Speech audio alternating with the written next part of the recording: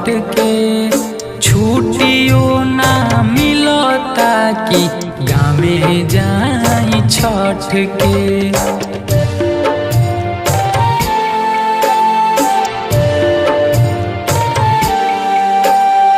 12 महीना काम कैनी हम खट के छुट्टियों ना मिलता कि गाँवे जाई छठ के।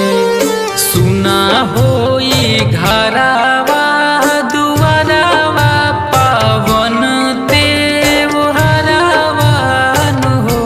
छठी मैया अतने तू कद उपकारवा हम यही ती बिहारवा हो। छठी मैया अतने तू कद उपकारवा हम यही ती बिहारवा हो।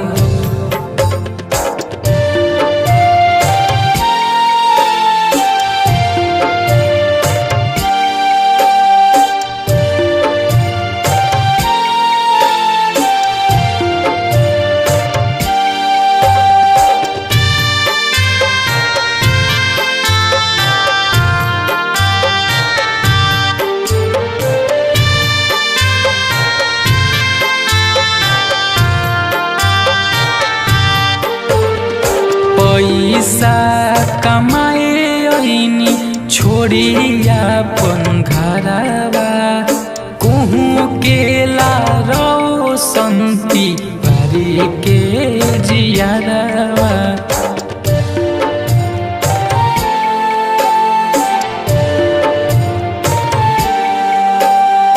पैसा कमाए ऐनी छोड़ी अपन घरवा कहूँ केला रो संती बारी के जियारवा। जब जब सुनी छठ गीतिया रुके ना लोर के धारावान हो।